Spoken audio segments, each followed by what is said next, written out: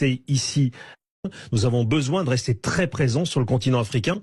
En tout cas, nous devons absolument rester ici parce que sinon, c'est la dégringolade complète et nous le paierions cher dans l'avenir. Donc il y a un intérêt national bien compris qui est que la France reste sur la présente question de la lutte contre le terrorisme, en l'occurrence, c'est ça. Mais pas que. Écoutez, c'est-à-dire, moi je veux pas être naïf parce qu'en diplomatie, il faut pas être naïf. La France a besoin d'être présente en Afrique, y compris pour ses intérêts économiques. Voilà, c'est pas la peine qu'on se raconte d'histoire parce que Moscou, eux, ne s'en rendent compte pas. Moscou veut absolument assurer une présence parce qu'il y a un intérêt économique. Nous devons avoir la même logique. C'est aussi pour nous une manière d'assurer notre indépendance, en tout cas une partie de notre indépendance. En l'occurrence, vous avez parlé de l'uranium tout à l'heure, et ça nous paraît absolument essentiel. Donc, ne soyons pas naïfs, on peut nous accuser de ce qu'on veut. La France a un grand passé en Afrique et elle doit conserver une partie de celui-ci pour l'avenir. On va évidemment pas dire on veut voler son pétrole, son gaz, ses richesses, on veut contrôler la zone stratégique, ça on peut pas dire.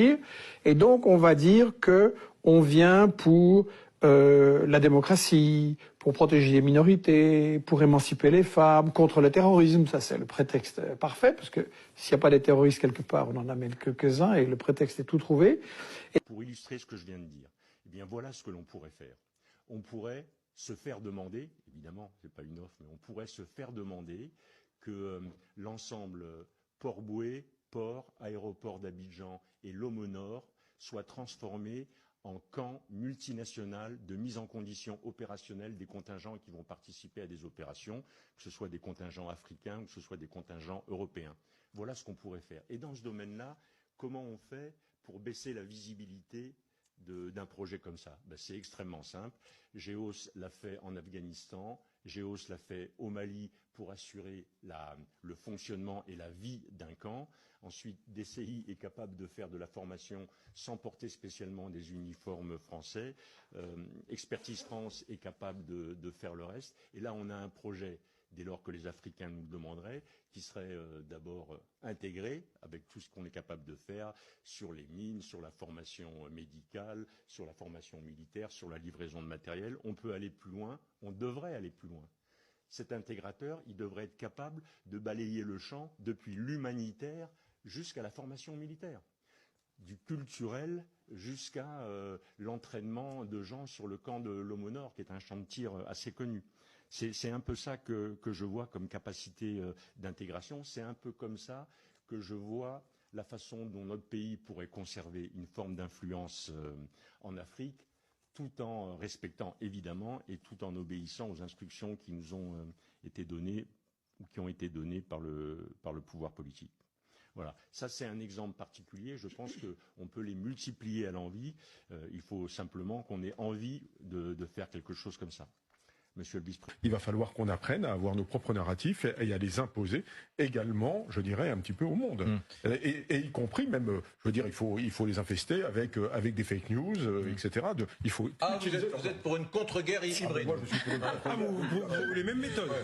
Les mêmes méthodes. Mais on l'a déjà fait. Hein. C'est déjà arrivé. On va vous raconter des choses en Afrique. Juste, où ça a été fait. Oui. On aborde un sujet qui est très politiquement incorrect, c'est-à-dire quelque part, pardonnez-moi, mais recoloniser d'une certaine façon ces pays-là, ne serait-ce qu'économiquement parlant. Vous vous rendez compte toutes les volontés qu'ils ont. Recoloniser. Toutes les volontés. Alors, ça veut dire qu'il faut. Il existe déjà des pas. Chère Véronique, on va d'abord enlever le mot recoloniser. Il n'est peut-être pas à bon escient. Non seulement il est tellement connoté, c'est bien, oui, qui est tellement connoté que vous me permettrez de le retirer pour vous, parce que ce mot évidemment.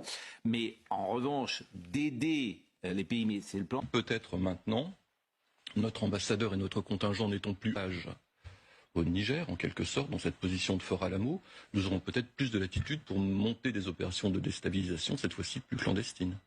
Comme à nous Européens, c'est la Méditerranée et l'Afrique, où notre destin se joue.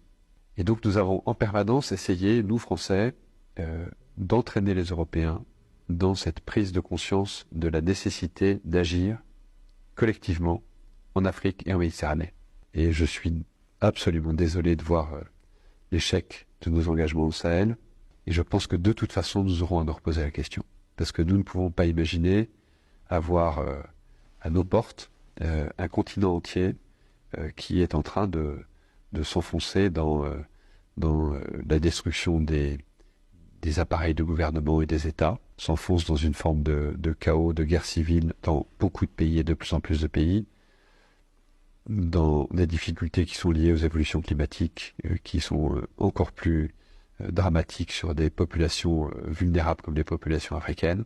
En plus, un continent qui va connaître une explosion démographique comme aucun continent n'en a jamais connu. Et donc imaginez que ça se passe là, dans les 10-20 ans qui viennent, et que ça n'aura pas de conséquences sur l'Europe, parce que nous vivons dans une sorte de bulle protégée par je ne sais quoi d'ailleurs, c'est tout simplement inconscient. Et donc je pense que cet intérêt commun-là devrait un jour faire que l'Europe se décidera à agir comme une entité politique qui ira défendre elle-même ses intérêts, y compris par le moyen de l'engagement de ses armes.